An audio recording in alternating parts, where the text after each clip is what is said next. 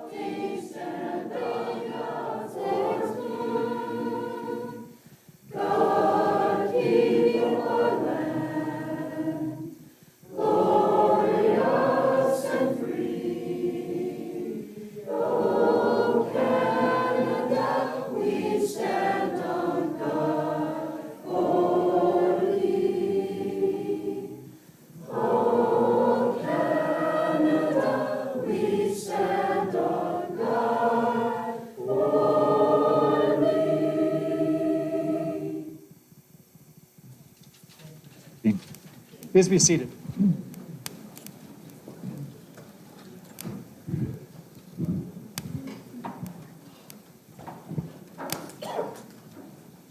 Thank you very much, Mr. Oliver, for piping in the inductees. Ladies and gentlemen, students, my name is Jim Offram, and I want to welcome you here this afternoon. This is a special day. I especially want to welcome the retired teachers and staff members who have joined us. It's not often anymore that we get together, unless maybe for a funeral, to be together and to celebrate. When we came up with the Wall of Fame idea a number of years ago, we did so for three main reasons: to recognize former students and teachers who have established themselves as leaders in their chosen vocations and who have also made significant contributions to society. We are so happy that the inductees have made the effort to join us today and share a bit of their story. To celebrate the proud history of CCHS, which today's inductees and all of these retired teachers and staff members have joined us today to help create. And hopefully this event can inspire you students to challenge yourselves in your future careers and service to others. And before we begin the ceremony, I want to thank the Wall of Fame committee members who have contributed so much to today's event. And I'll ask you to hold your applause until I introduce them all. First of all, Mr. Max Lindstrand, and maybe Max, you can just raise your hand. Retired principal of CCHS, who continues to be a strong supporter of the school and a mentor to many of us. Ms. Kay Rudd-Stewardson, retired CCHS English teacher and counselor. Mr. David Andreasen, former English teacher who did the lion's share of the work in preparation for today. Thank you very much, Dave. Mr. Blaine Fowler, a longtime supporter of the high school and publisher of the Camrose Booster. Mr. Leon Lohner, retired vice principal and the grandfather of the international travel and the work experience programs, who today celebrated his 86th birthday.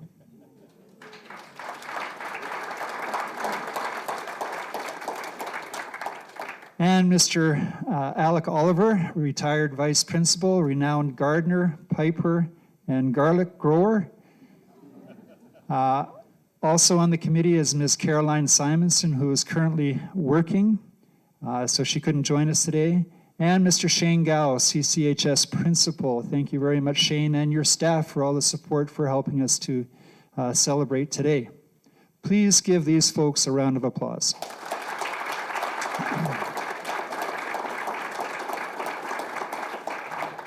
Now, we've got some very courageous students who have volunteered to introduce our inductees. And the first person I'm going to ask to come up to introduce Marty Proctor is Austin Vixie. Austin, please.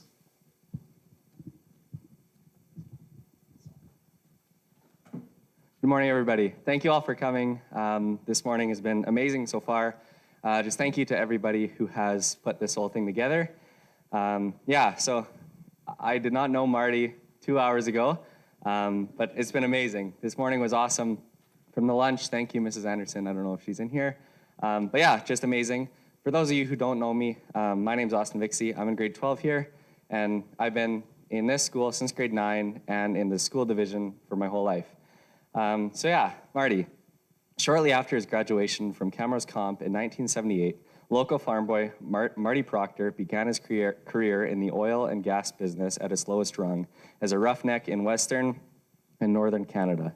After earning both a BSc and MSc in petroleum engineering, he progressively advanced from a manual laborer to engineer to management to finally a corporate leader.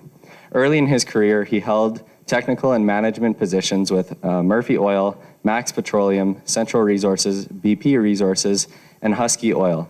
Early in his career, including postings in China, Kazakhstan, Norway, Russia, and the US, Marty was a senior vice president of the Norwegian-owned Stat Oil Canada from 2006 to early 2009. And this was instrumental in that company's $2.2 billion takeover of the North American oil sands. From Stat Oil, he moved to Calgary-based Baytex Energy as Chief Operating Officer from 2009 to 2014. That company is engaged in the acquisition, development, and production of oil and natural gas in Western Canada and the Eagle Ford Basin in the Texas region. During this time at the Baytex, the executive team generated exceptional finance performance and saw share prices grow from $10 to $50. In 2014, Marty was named the President and Chief Operating Officer of Calgary's 7 Generations Energy. The company's namesake comes from traditional Indigenous teaching that our actions today will affect the next 7 generations.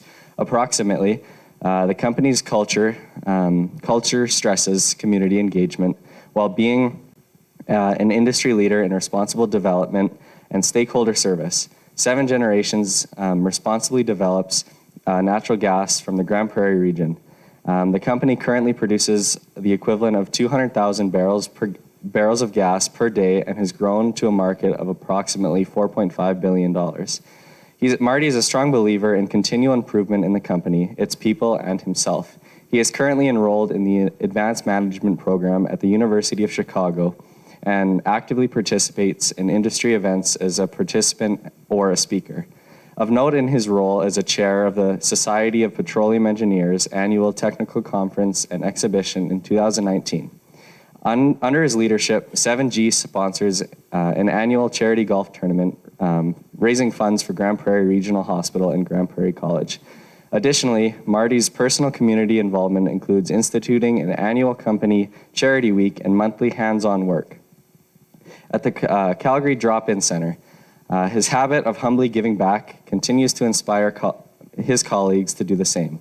In 7G's most recent employee engagement survey, one respondent wrote, "Marty Proctor is the glue that holds everyone together. He is inspiring, respectful, and a champion of everyone and their abilities." Marty and Pam, his high school sweetheart, live in Calgary, and they have three adult children and 2 grandchildren.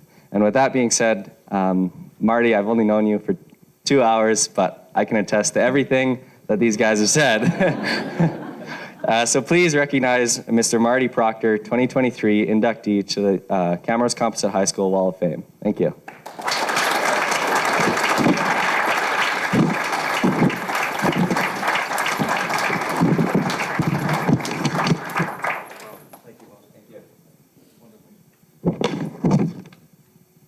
The picture's pretty old. I wish I still looked like that. Well, thank you very much, Austin. I really appreciate it. It's wonderful to be back here. I have such fond memories of this school. So, Camrose Composite High School faculty and students and family and friends, thank you very much. I'm very honored to be selected for inclusion on the Camrose. Okay, sorry. Can you hear me now? Maybe it's not. Is that any better? Yeah, there. Yep. Okay. I'm very honored to be selected for inclusion on the Camrose Composite High School Wall of Fame. I had wonderful experiences in this high school, which has excellent and dedicated teachers and a very inclusive environment that welcome city kids and farm kids and many foreign students. I took advantage of the vast learning opportunities that were available beyond the academic curriculum, and especially enjoyed and benefited from the band program here. As my classmates and I grew intellectually and socially, we also grew up emotionally and learned about life together, how to become adults, and the importance of friendship and community. I have lasting friendships with CCHS classmates that have been very important in my life, including, maybe especially, my 48-year friendship with James Kuntz, who, along with his wife, Ramonda, are great members of this Camrose community still. My education at CCHS gave me the foundation to go to university, where I earned, as Austin said, this is a bit repetitive, I'm sorry, but you covered some of the facts already. I earned bachelor and master's degrees in petroleum engineering, and then studied at the University of Chicago, and I did complete that advanced management program there. And I earned an ICD designation from the Institute of Corporate Directors. And after university, I worked as an engineer in Calgary, and then in California for 4 years, and then Colorado for a couple of years. And then time, as Austin said, in Russia, Kazakhstan, China, later in Norway, before coming back to Canada to continue my career. I value the experience that I gained working in the field, first as a roughneck on drilling rigs in Western Canada and in the Northwest Territories. And later, even after becoming an engineer, I worked as a roughneck on service rigs, I worked as a well operator, worked as a well site supervisor. All those things helped me to really understand the complete value chain of the industry that I chose. And my education and the field and office experience that I gained in the first half of my career prepared me to pursue more entrepreneurial opportunities later. And so I did have great experiences at first North American Oil Sands, which we sold to Statoil in 2007 for $2.2 billion. And later as the chief operating officer of Atex Energy, which we grew over the 5.5 years that I was there. The share price grew from $10 a share to $50 a share. And later, 2014, I joined Seven Generations Energy as the president and chief operating officer, and then became the chief executive officer. And we grew that company essentially from zero to over 200,000 barrels equivalent per day. We actually, since we wrote that material for the bio, we sold the company. We merged it with ARC Resources in an all-stock transaction in which 7Gen shareholders got a little more than half of the combined company, and that combined company is now worth about $14 billion. So it worked out well for the shareholders. Since that transaction, I've continued to serve on the board of ARC Resources, and I also serve on the boards of 3 other public companies, including Athabasca Oil, which is led by the CEO, Rob Broen, who was a CCHS grad, and he's also inducted in the CCHS Wall of Fame. So nice connection back to this important school. I also advise and have invested in a clean tech company called Catheros Solutions. And I dedicate quite a bit of time to various community service. I actively mentor a lot of young entrepreneurs who are interested in hearing old man stories or maybe my experiences about my entrepreneurial activities. I serve on the Petroleum Industry Advisory Committee, or Petroleum Industry Advisory Committee for the Department of Petroleum Engineering at the University of Alberta. And I serve as a trustee of our small church in Springbank, just west of Calgary. My main message today is to be confident that CCHS is doing a great job preparing you for anything you ever want to do. I received a great educational foundation here at this school and then later at the U of A.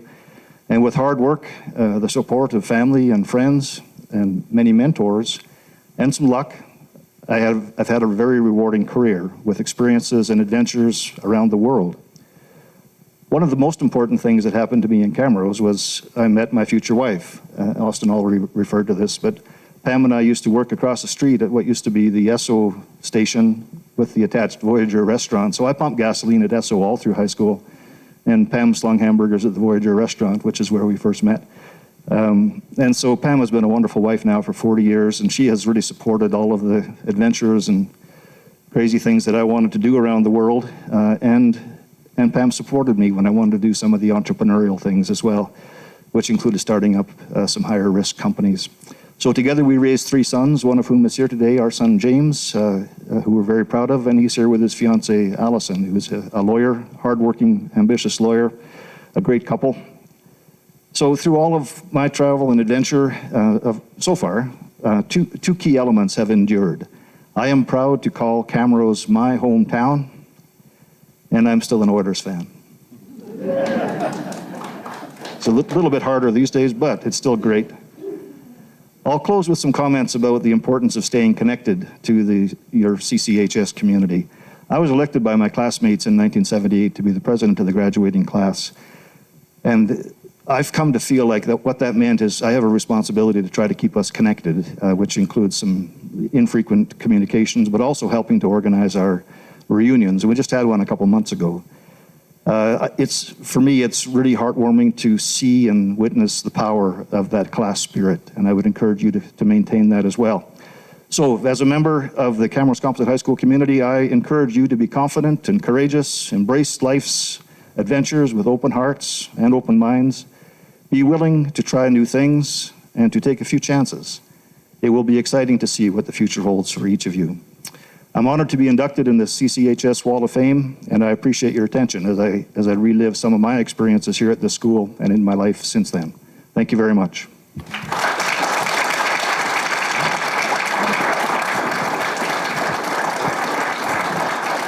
you, Jim.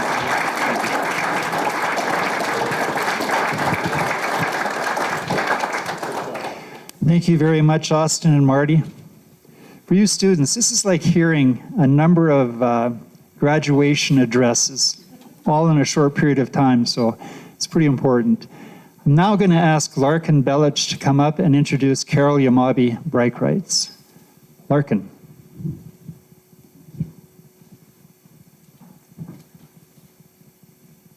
Carol Yamabi graduated from CCHS in 1974 and later with an education degree from the University of Alberta.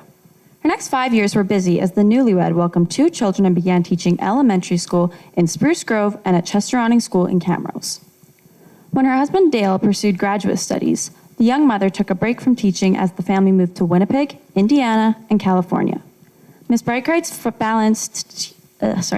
balanced caring for her young family, enhancing her own academic background, and volunteering with a support group for spouses of international graduate students.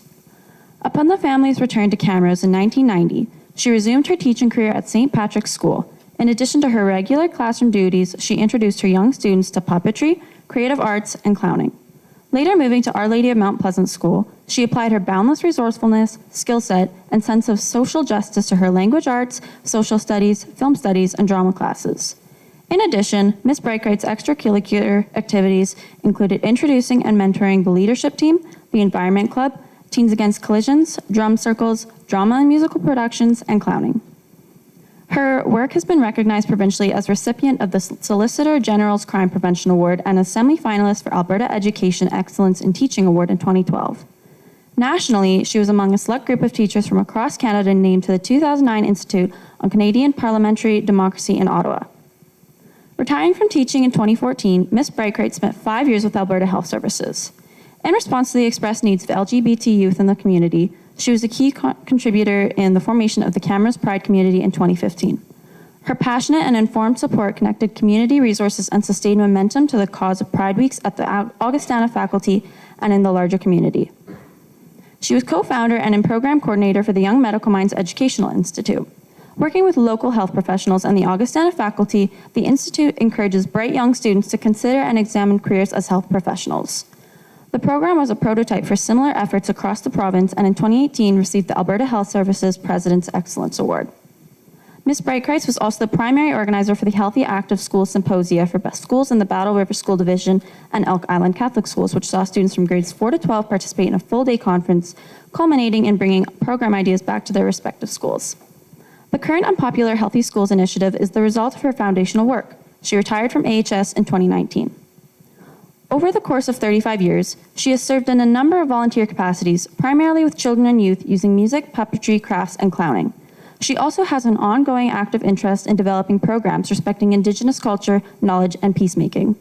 A gifted musician, she was a major contributor to the 1999 album, We Are the Land We Sing, with songwriter Carolyn McDade and female singers from Canada and the US.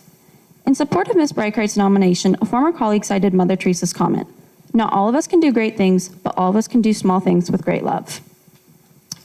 Her innumerable deeds, both great and small, motivated by love and kindness, continue to make a great contribution to Camrose and beyond. Ms. Breitkreitz has 2 adult children and has retired to Montreal to be near her grandchildren. Please welcome Carol Yamabi Breitkreitz, 2023 inductee to the CCHS Wall of Fame.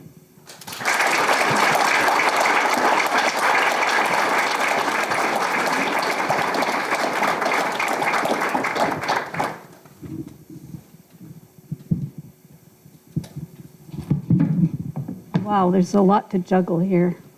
And I don't juggle very well. So I think my tech person, I'm supposed to hit this, right? Thank you. I did not teach computers.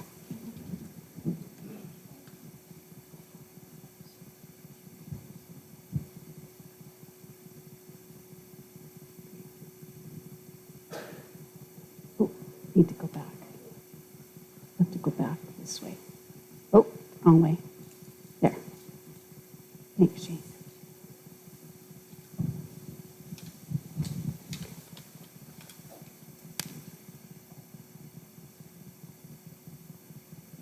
Thank you so much. Thank you for your kind introduction, Larkin. It's an honor to return to my hometown, my high school, and to receive this recognition. I'm humbled when I consider who already is on this wall. Thank you to the hardworking members of the Wall of Fame Committee for all your work in choosing the recipients and in planning this celebration. I'm especially happy to have this opportunity to share with the current students who are present today, because in my heart, I'm a teacher. I have prepared my remarks specifically with you in mind.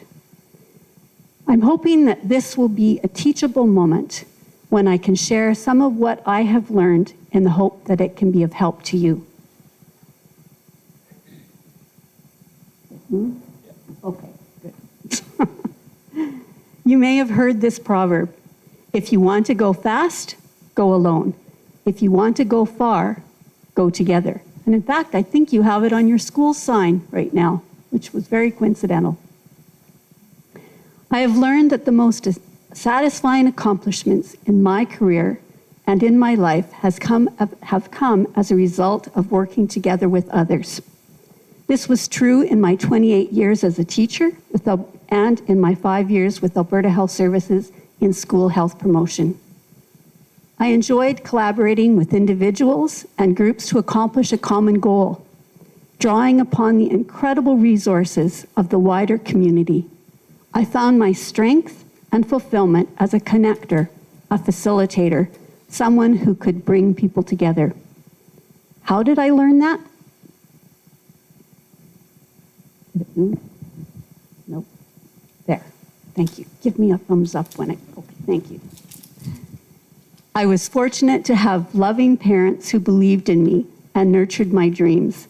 They taught me the value of working hard and doing my best. They also taught me the importance of community and to respect the experience and wisdom of others. This school also helped shape that understanding. It's hard to believe that it's been almost 50 years since I graduated from Camrose Composite High School. I entered these halls as a shy, rather awkward teenager, but I found my voice here. How did that happen? Well, let me tell you. My interest in drama was sparked in junior high. So when I entered high school, I took as many drama courses as I could fit into my schedule. Mr. Oliver was my drama teacher. Through his help, I gained confidence in myself. I even took a special projects course. Did not go? You went too far. Go back. Oh, I went too far. Oh, dear. Technology. Just back one. There, that's Mr. Oliver. That's Mr. Oliver. Okay. Through his help, I gained confidence in myself. I even took a special projects course with him in my last year of high school, in which I helped direct a one-act play for a drama festival in Banff. Hey? Yes. All right. I also had the privilege of being directed by then principal and now late Mr. Glenn Lett in the production of Your Good Man, Charlie Brown. Mr. Lett actually created a part for me so I could be included. I don't remember my character's name, but I definitely remember that act of kindness. I also clearly remember Colleen Johnson Nelson as Snoopy belting out a lively rendition of the Supper Time song. Supper time, whoa, supper time. Whoa, supper, supper, supper, very best time of day. Boop, boop, ba doop, ba doop, boop, doop.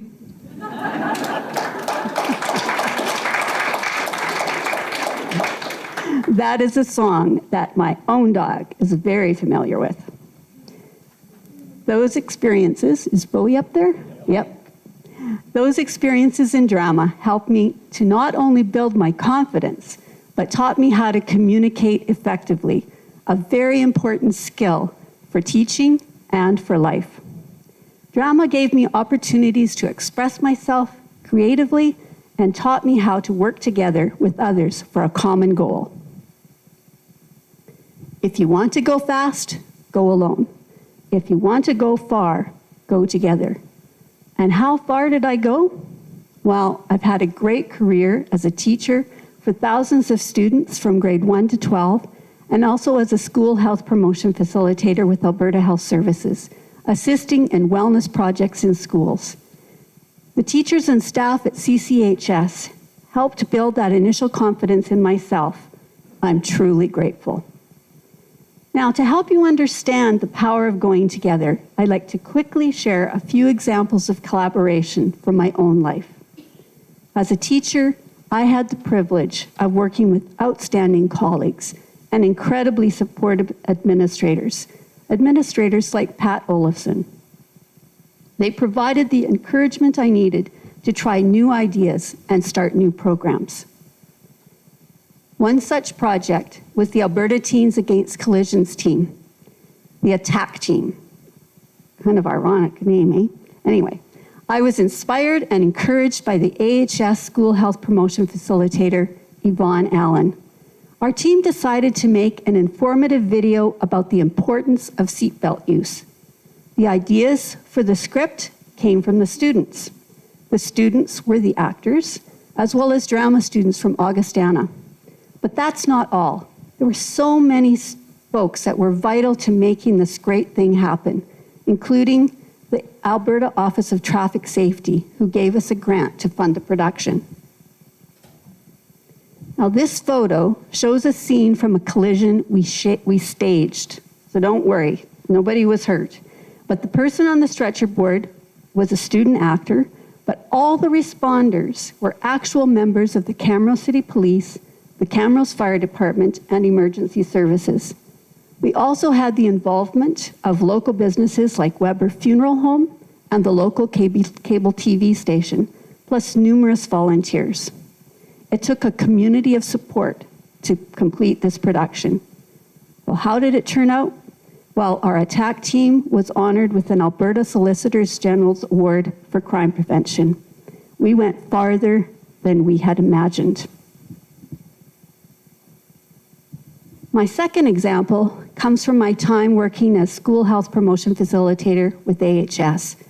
Maya Rasnavalu, another CCH graduate who has contributed a great deal to the Camrose community, introduced me to Dr. Chris Nickel.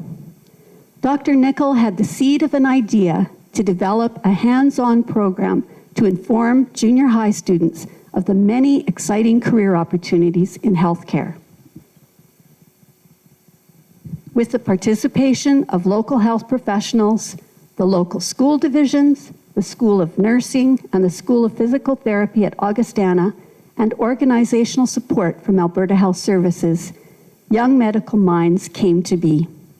We were able to develop a program for grade 8 students that gave them exposure to a wide range of healthcare experiences. Thanks to the ongoing investment of AHS, the community partners and volunteers, this program is still available in the Camrose area. None of this could have been accomplished without pulling together as a community. As Dr. Nichols says, dreamwork makes the teamwork, and that's certainly true for the development of the Young Medical Minds program. These are just two stories behind some of the things I was able to do, not alone, but by working together alongside others. You probably haven't been keeping track, but in these two examples, I have mentioned over 15 different individuals or organizations. I feel privileged to have been involved in contributing to other endeavors such as the Little Free Libraries Project with the Rotary Club of Camrose Daybreak in collaboration with numerous community partners, a school clowning program, multiple musical and drama productions, student leadership and mentorship opportunities, a community drum circle, and the formation of Camrose Pride Community. And now, I'm living in Montreal, Quebec. With my adventurous and supportive husband, Dale, where we are intentionally building a new community. And Dale would say, based on this picture, that I left him holding the bag.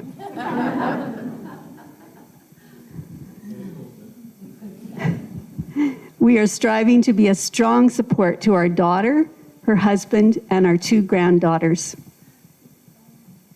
so that they too can learn the wisdom of not going alone, but of going together and going far.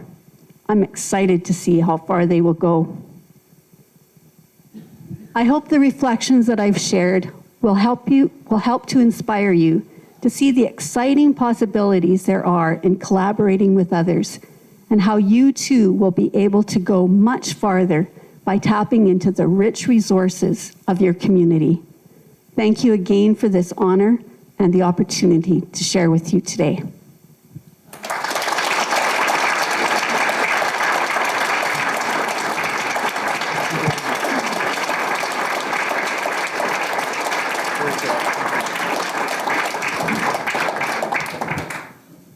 Well, thank you very much, Larkin, and thank you, Carol. It's wonderful. Now my honor to introduce to you Dawson Calhoun, who is going to introduce Dr. Robert Ma, who unfortunately is in Switzerland and can't join us today. He did meet during the summer with Mr. Oliver, and Mr. Gao was able to tour him around the school, so there's that connection. My understanding from Mr. Barkley is that we're being live streamed right now, so my guess is he's probably watching over in Switzerland. Anyways, Dawson.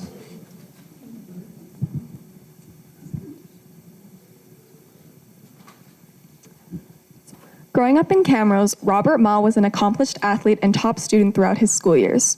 Highlights of his 1978 school year saw him winning a provincial pairs badminton championship with Kirk Jensen and being named class valedictorian. These qualities of teamwork, athletic pursuits, and academic achievement were to continue through his subsequent career. Upon graduation, Bob was accepted into an honors organic chemistry program at the University of Alberta, from which he graduated with great distinction. He then entered graduate studies at prestigious Columbia University in New York, an honor in itself. There he earned an MSc and a PhD and worked under the supervision of 2 Nobel Prize laureates in chemistry. Bob subsequently became a postdoctoral fellow at Stanford University in California. Dr. Ma's academic work at both institutions were impressive and drew the attention of Spiegel Pharmaceuticals in Basel, Switzerland. Spiegel was later taken over by Novartis, a world leader in pharmaceutical research and development.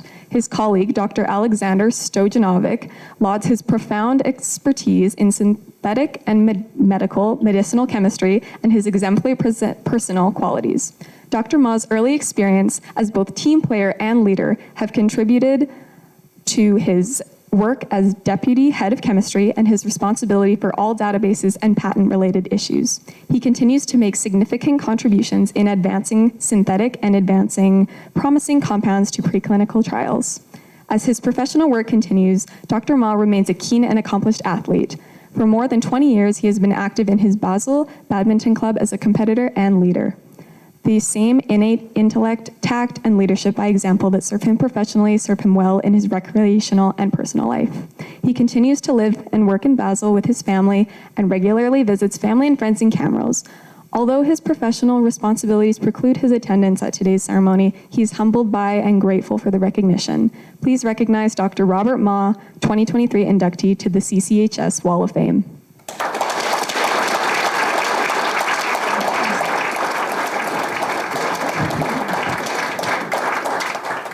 Thanks very much, Dawson. Now, I think Robert has sent us a video, so he's going to give us a short address here.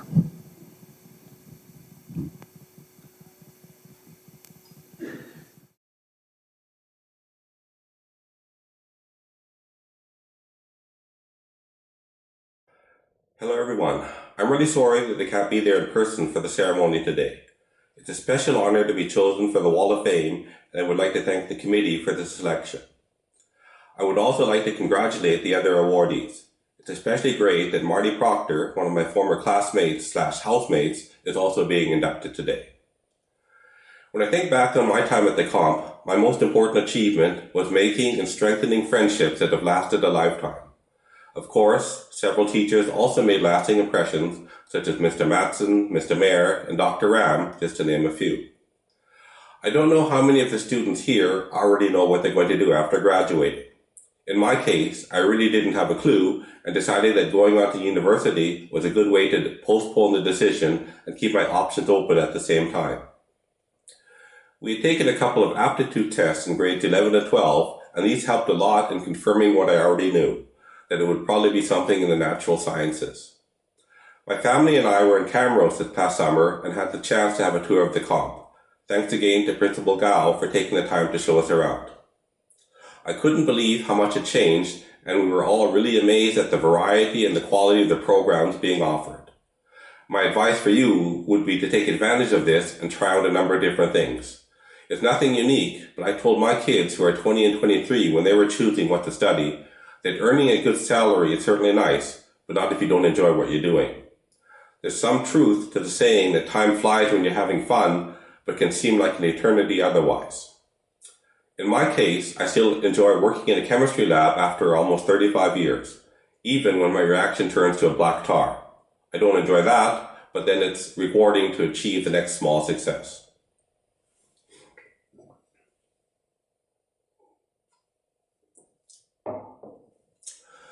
Thinking back on my career, I'm certainly not the boldest person by nature, but I always tried to commit to something if I strongly believed in it.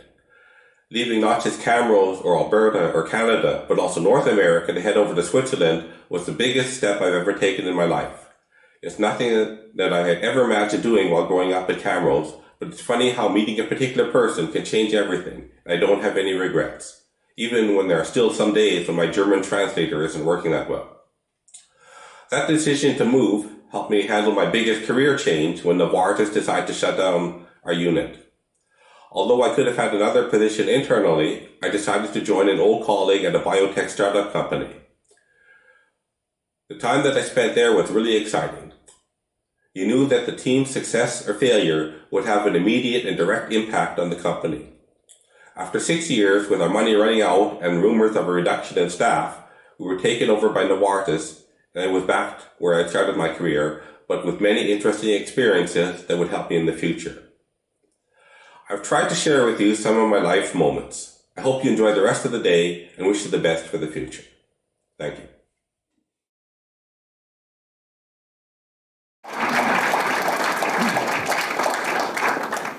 Well, thank you, Robert. Hello everyone. I'm really sorry that I can't be there in person for the ceremony today. It's a special honor to be chosen for the Wall of Fame, and I would like to thank the committee for this selection. Thank you, Robert, if you're listening, for addressing us. I'm going to introduce now Sadie Badry, who will introduce posthumous distinguished faculty member Sherilyn McKay, and then after the introduction, Max Lindstrand will say a few words on behalf of Sherilyn. Sadie.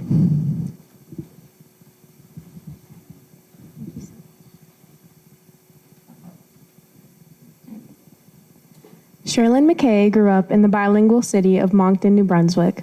She later attended Dalhousie University, and where she earned her Bachelor of Education degree.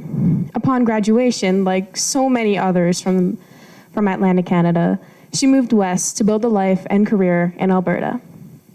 Her first stop was the mountain town of Grand Cache, where she taught at Grand Cache Community High School in the beginning of 1970s.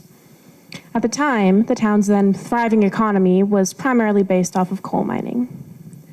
As the coal industry began a steady decline, so did the town, and she went elsewhere to look for a more steady and predictable community. She found such opportunity in Camrose, where she began a nearly 3-decade career in 1977. At CCHS, Ms. McKay's primary teaching assignment was French. Students found her French classes lively and informed by her personal teaching experiences in life in a fluent bilingual environment. An enthusiastic traveler, Ms. McKay carefully planned her school breaks to visit distant, often exotic destinations where the local language was not English and everyday life customs were markedly different than those of her native Canada. She would return from those trips refreshed and eager to weave her experiences into her French and social studies classes. What better way to support a lesson of the great battles of World War II than to show her slides and relate her experiences gathered in the visits to famous battlefields, or to entertain students with amusing tales of her encounters in the Francophone Belgium?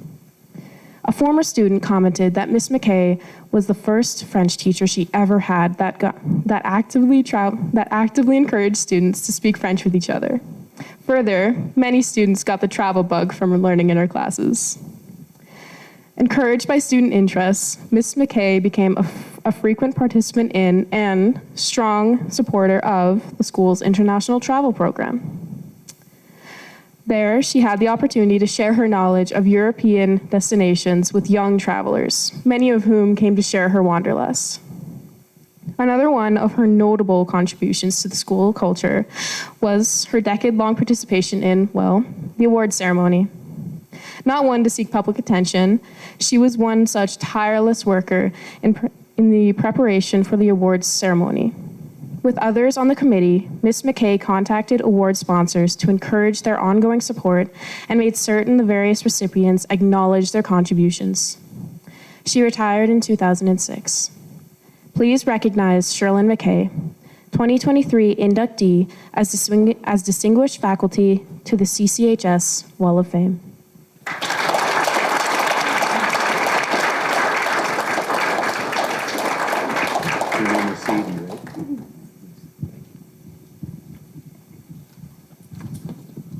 Well, good afternoon. First of all, it's a dangerous thing to give me the mic, Jim, because I don't always stick to the script. And I'd like to deviate from the script a little bit. First of all, I want to say that we need to acknowledge the hard work of the heart and soul of the Wall of Fame Committee, and that's Jim Offram. Please join me.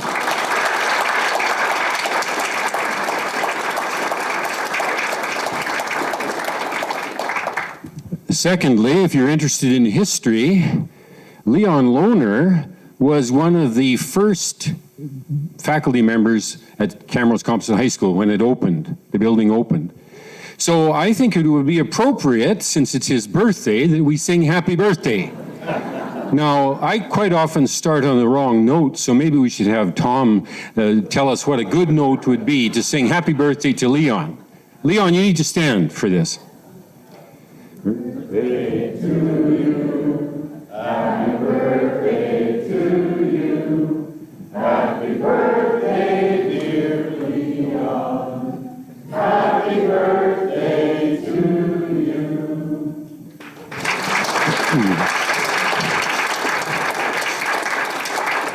And certainly many, many more, Leon. Leon was one of the first vice principals here when I became principal in 1986. And we had a really great time working together.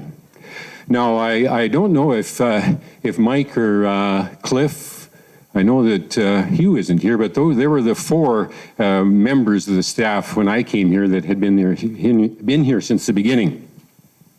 Anyway, it is great to see so many, I was going to say old faces, but I guess familiar is a better word maybe. Well, they probably both apply.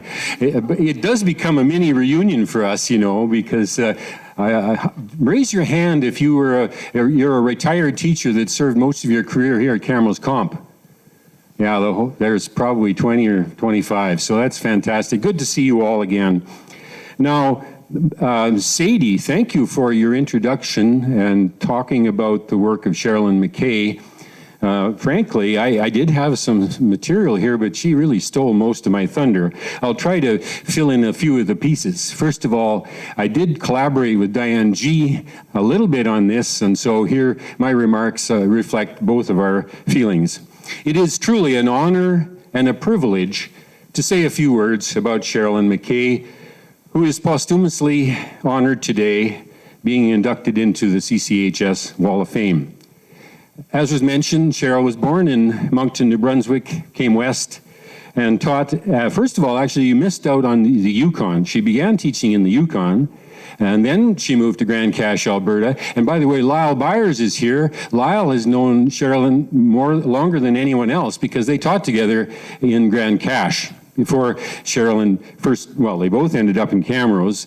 In Lyle's case, it was via Fort McMurray. In Cheryl's case, she came directly and taught, as you said, almost 30 years here.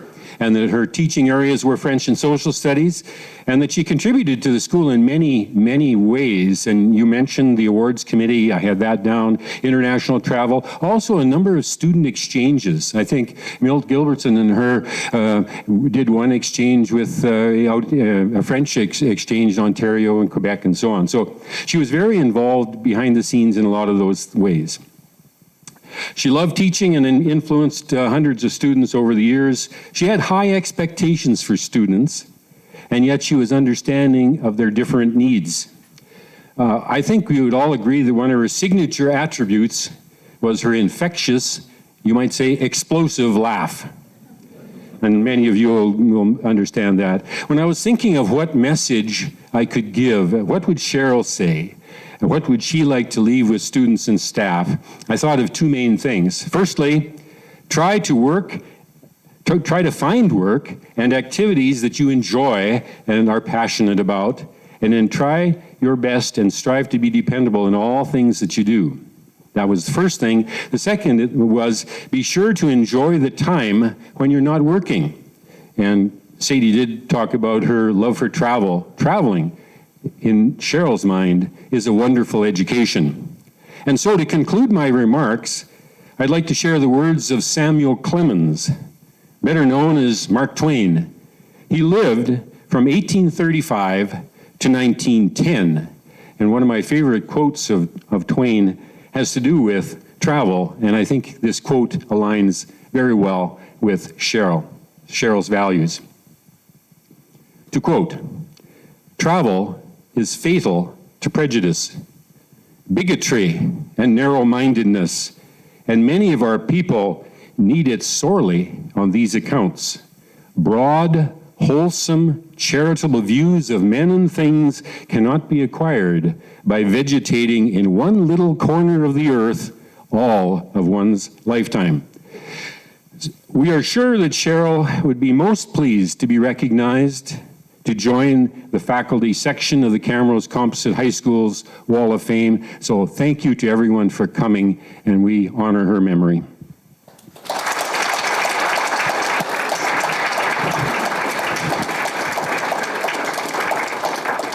Thank you so much, Sadie, and thank you, Max. I think Sherilyn will be quite disappointed in me. I think in the last 3 years I was at Killam once.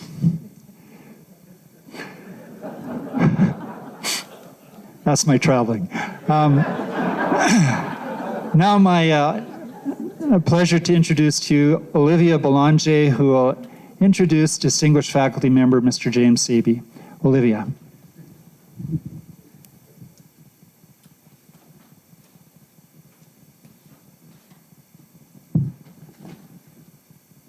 James Saby's 32-year career at Camrose Composite began in the fall of 1987. He was an outstanding teacher in the science department and taught his specialty biology in exemplary fashion. English poet William Wordsworth wrote, "What we have loved, others will love, and we will teach them how." These words could be taken as a mission statement for Mr. Saby's career at CCHS. From childhood, he had a passion for nature and outdoor pursuits, and that passion continued through his teaching career and beyond. Little wonder he chose biology as his university major, and that biology was the main focus of his teaching career. His classes were demanding but always engaging, and relevant to the students.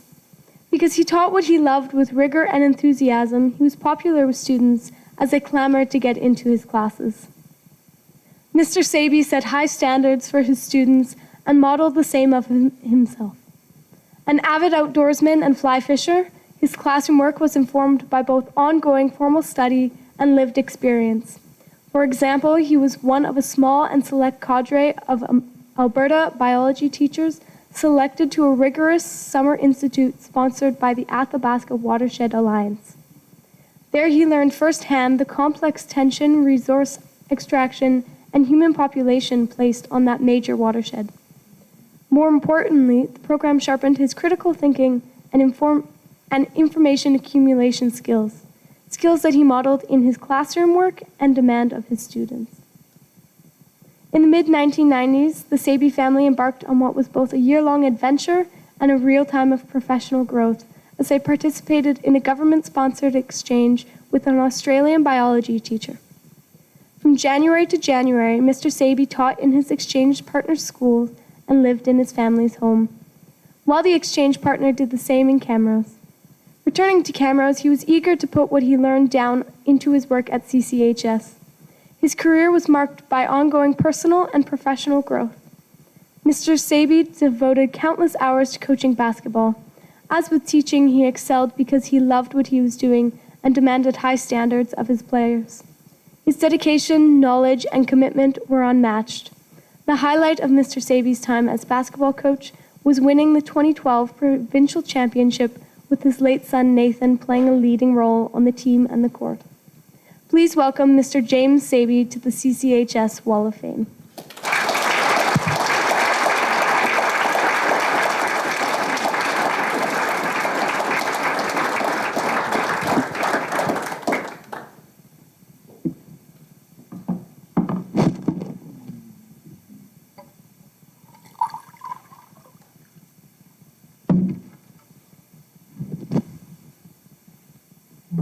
Thank you. Experience has taught me that my lips smack if I don't have a lot of water up here, so just let me indulge for a minute.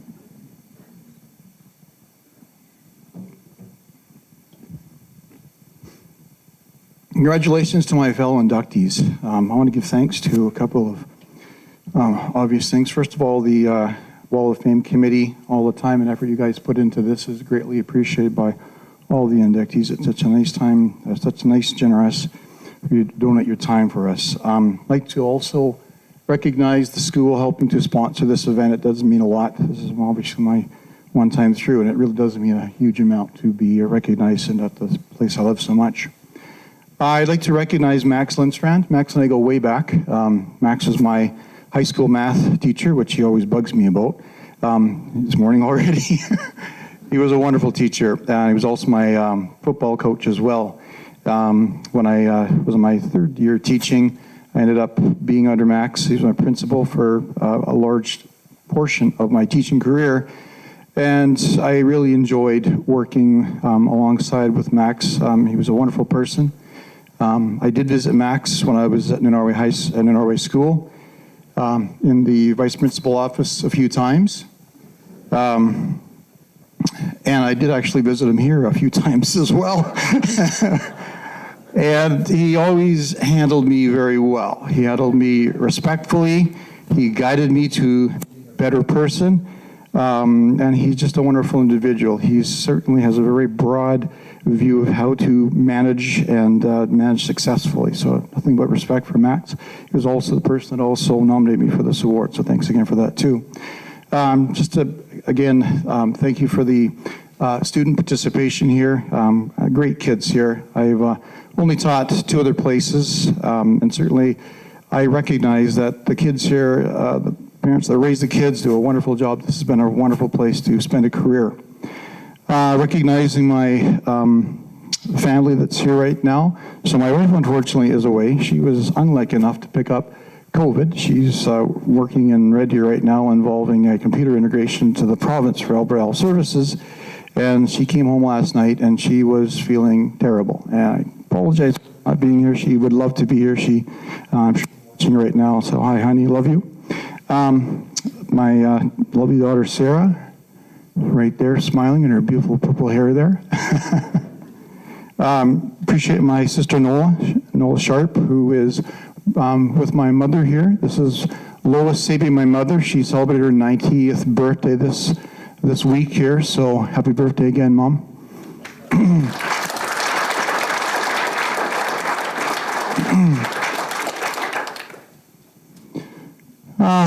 I really have never loved public speaking, to be honest with you, even though I chose a career in teaching. I always try to avoid these events because I get a little anxious, I have to admit, but this is an honor to be up here, and I'm very happy to be, I'm honored to be getting this award here. So looking at my speech, I broke it up into different portions. I'm just checking on the time here. When I was originally looking at, what do I talk about? It's hard talking about yourself. I kind of, looked at all kinds of things. Well, the one thing that kind of dominated my thought was stupid things I did as a teacher. And it was funny because I look at my list, that was the very first thing I had, all these silly things I had done over my lifetime. And then I thought, I maybe should move that to the end of the speech there, but I'm hoping that we run out of time. Getting into teaching, I really, I graduated like a lot of young boys and girls, I guess. Don't always know what you want to do, but I wanted to go to university. I knew that. And I had a teacher, Dave Sarita, who lives out in the Roseland Balf area, who was at New Norway High School at the time, and I was lucky enough to get him when he was a young teacher. And he was just incredibly motivated guy. Loved the things I loved, biology and basketball. And he was kind of my mentor, my role model, and probably a big motivation for me going into teaching. And I'm glad it worked out because he was a wonderful guy and a wonderful mentor and a great motivator for getting me into the actual profession here. Bulk of my life is spent here at Camrose Composite High School. I spent 2 years in Chesteroni and about 31 years here. Also spent 1 year away teaching in Australia, which was a wonderful experience. But this really has been my second home. I spent huge amounts of time at the school here, both teaching obviously, but also beyond the teaching hours, I was heavily involved in coaching, loved coaching, and spent many weekends and evenings here. My kids would have fond memories of certainly the times at the school here, whether it's zipping up and down the hallways there or going into the gym and, Sarah and Nathan making messes in the storeroom, things like that, or maybe the odd time before they took away my keys, investigating the tunnels. All those things were really highlights, along with using the weight room, which was always a real perk of a staff member here. Lots of great memories were created here. As was mentioned, I was heavily involved in sports, and there's no doubt that some of my most fond memories would be tied into sports and coaching basketball. But really looking back, a lot of it would just be kind of looking at the day-to-day interactions that I really enjoyed with the staff that was here. Just a wonderful staff over my entire course of my career. Loved to chat with people and just mix, and that's talking about the teachers, the librarians, the support staff. Just a wonderful crew to work with, along with the students, because very personable group of kids here. Walking through the hallways today, it was just a nice feel to this school here. Along with that, of course, when I look now at my friends, a lot of the friends that I work with are my lifelong friends, people that I still hang out with and get invites to go coffee and things like that. So it's made a real good impression on my life being a teacher at this school here. One of the things that drew me into teaching was just the idea of travel. I had a bunch of relatives that were teachers' kids, and they always get together on these family outings, and they'd be talking about all the fun trips they were going on, and it sounded pretty good to me, so I just was kind of somewhat, I guess, feeling I was getting left out. So when I looked at a pathway, I thought, well, 2 months in the summer is going to be pretty good chance to be doing some holidays. What I didn't realize is that a first year, second year, third year, fourth year, fifth year, sixth year teacher doesn't make maybe as much money as you'd like to do extravagant traveling. So I had to kind of do some adjusting of how things would work. was lucky enough to become friends with Jim Offram. Jim had all kinds of good influences and bad influences on me. One of the good ones was he got me into doing painting. We painted together for a little while, and it was a chance to make some extra cash. It was a chance to put away some cash for travel and enjoy things. It was a huge thing that allowed us to, as a family, travel to Australia because it was a very expensive venture, but also certainly worth it. Travel opportunities also present themselves in the school, and I didn't realize there was going to be so much travel opportunity that a person can get involved with in this job here.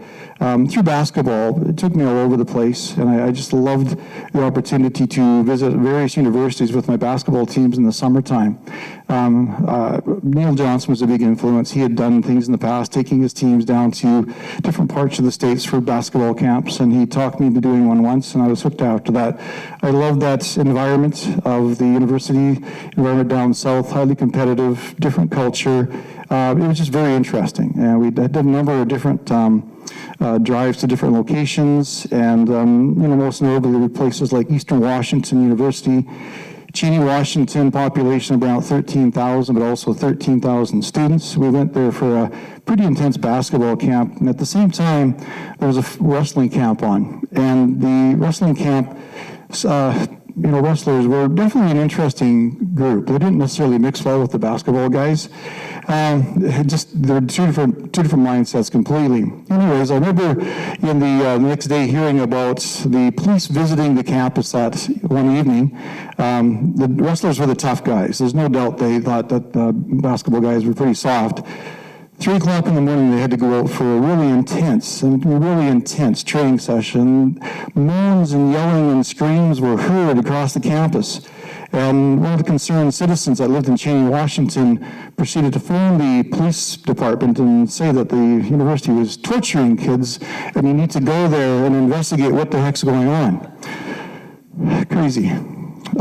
Went to Gonzaga University a number of times. It was an invite that we were allowed to be involved with the program at Gonzaga. And if you're not a basketball fan, you may not be aware that it's one of the top programs in the U.S. right now. And we got to work with the staff, watch them for a whole week as guests. And every time we do a trip like this, something really weird or strange happens. I can remember Andy Lister at the border going to the back of a vehicle, and then all of a sudden told to put his hands up, and turning around and seeing a guy pointing a gun at him. That was not a good thing to do at a border patrol station. So, things you learn. I also had on the same trip later on, coming back, and we stopped in at Missoula to watch a Grizz game. I was lucky enough to go into a couple of Grizz camps, so I had a Grizz t-shirt on. And on the way back, flying through the lakes area in Montana, they have multiple different speed limits. And eventually I violated one of them, got stopped by one of the patrol officers, and he proceeded to come up and talk to us, and he was going to give me, I don't know how much dollar ticket it was not a good exchange anyways. So it was a bit of money, and then he, of course, saw my Grizz t-shirt and decided, well, you're in the right shirt, I guess you can just go. So there you go, good, helps advertise. I can also remember another activity, Jim Offram, who came on me a couple of times, I believe. One of the things we would do is always try to make it educational for the kids. So in this particular stop, we went to Glacier National Park, took the kids on a short little hike, and then proceeded, Jim and I, to go fly fishing. Jim had actually introduced me to fly fishing, and I'd read about a couple of interesting places to fish. One was the notorious and infamous Rock Creek. I'm sure Jim remembers this well. Rock Creek, we were in the fly shop buying some flies, getting some information, and they talked about, well, one thing you should be aware of, everyone that goes to Rock Creek falls in Rock Creek. And so we went over there, and I remember, sure enough, we were out there fishing, and I'm pretty competitive. So I saw some fish on the other side of the pond, and I decided to go after fishies and proceed to fall in. Jim had a great time. He was laughing at me. And so once I got on the other side, I started catching a lot of fish, and Jim got kind of a little bit jealous about that and thought he'd make the journey as well. So I was at this point in my underwear fishing on the side of the bank. Don't try to visualize. Sorry if you're feeling sick right now. Anyways, he comes across and gets about halfway across, and he just dumps it, falls right in. It just made my day. When he got over there, the fish had stopped rising. He didn't get a fish. Did you get a fish that day? Okay, good story.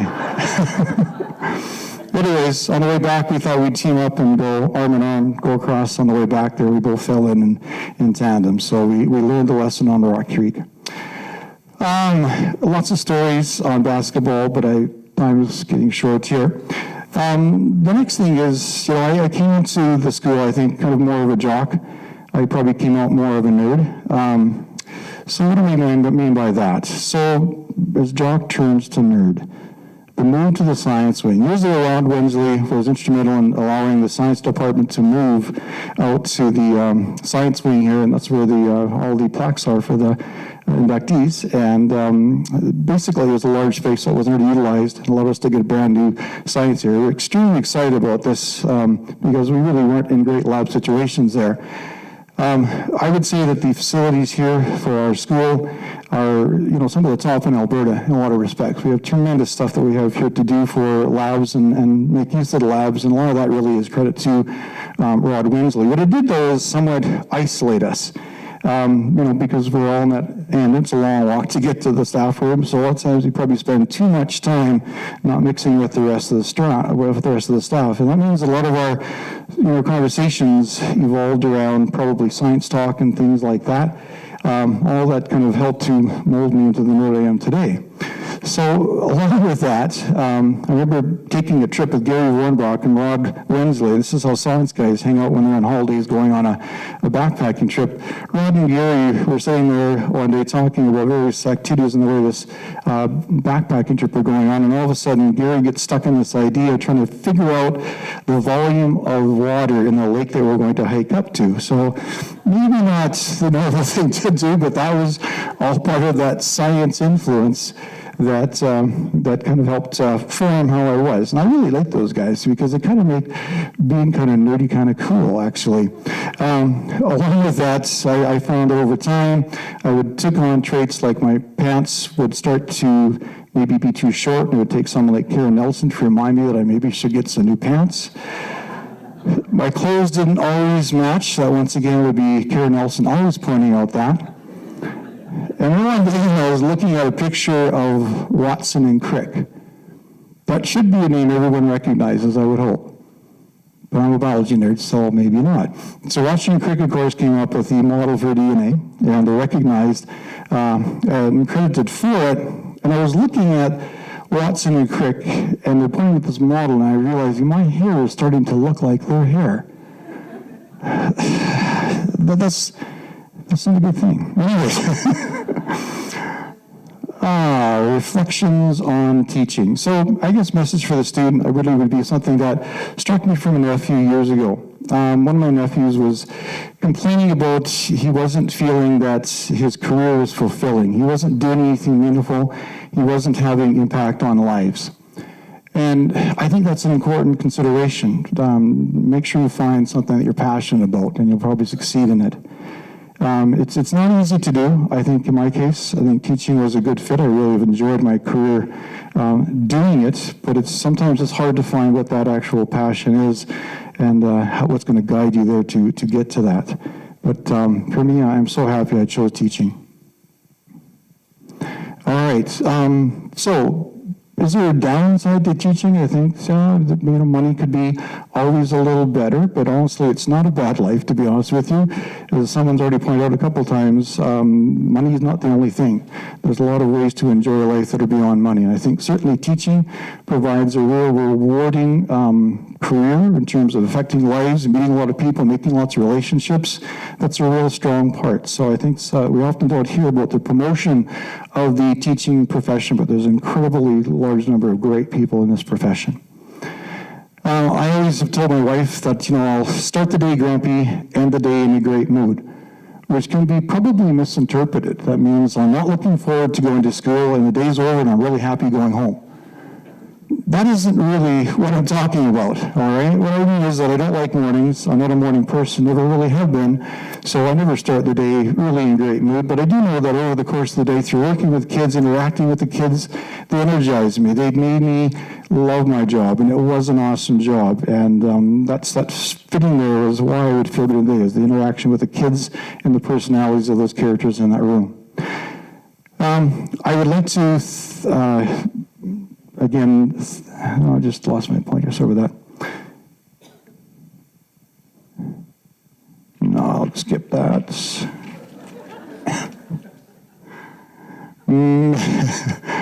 Mentors. I want to give thanks to some of the mentors along the way. I had wonderful staff. I'm talking mostly about people I directly was involved with. Rod Wensley, again, I mentioned him once already, was such a good mentor. He was my next door neighbor when I was teaching, was always listening in on his approach to teaching and learned a lot from him. Ira Sullivan's another person that I really valued. The rigor and the demand, but the respect, I got that from Ira. I really appreciated his intelligence and just how knowledgeable he was about biology. I always wanted to be Ira in terms of that. This guy knows all there is to know about biology. He was such an expert in the field there. Bill Bragg certainly showed me how to have fun with kids. Bill's got a gift for that. I know he did a lot of subbing after he retired because just interaction with the kids is so awesome. But he was heavily involved in the outdoor program. He's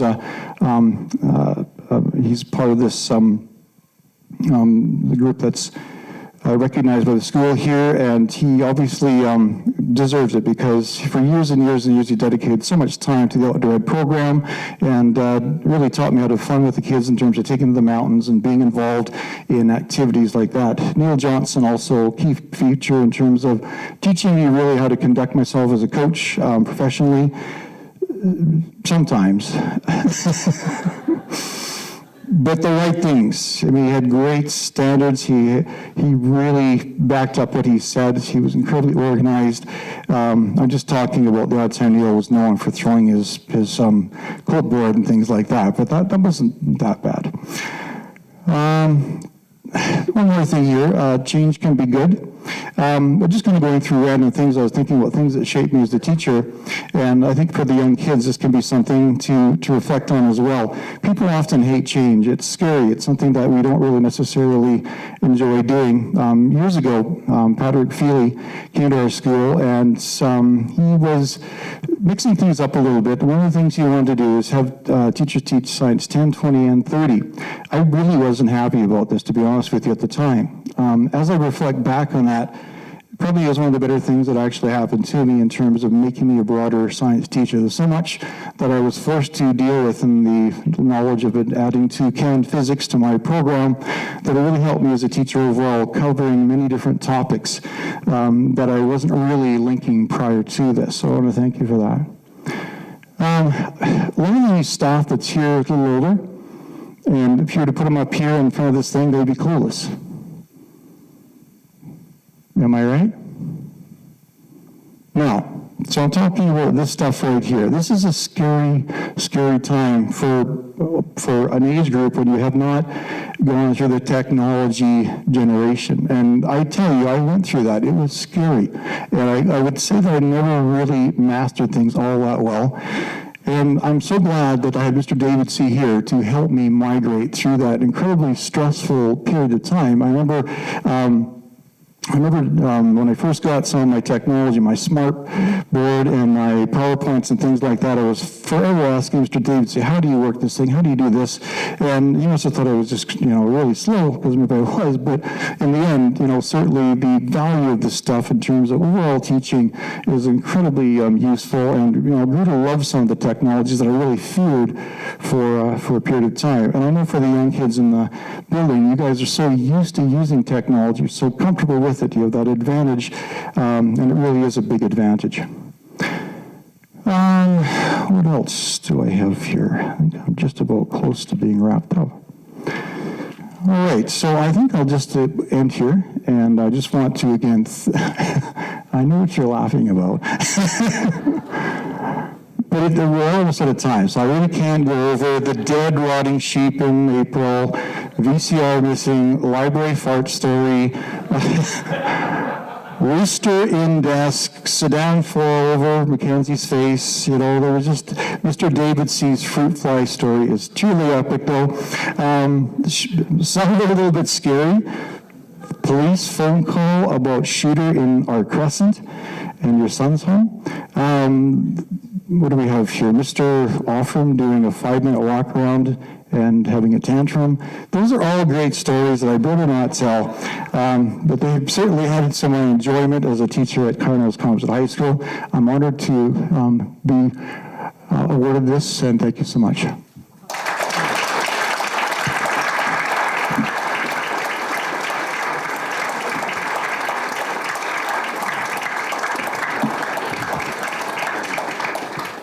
Thanks very much, Olivia, and thank you very much, James.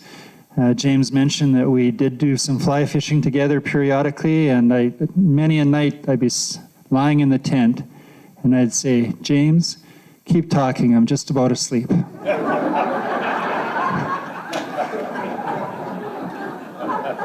Ladies and gentlemen, thank you very much for your participation in the 2023 Wall of Fame. Those who have time to stay for a visit, we have refreshments for you in the back room here, thanks to Judy Anderson and her crew. I'd ask the inductees to head for the Wall of Fame in the science wing right now, because we have Lori from the Camrose booster here to take your picture in front of the Wall of Fame.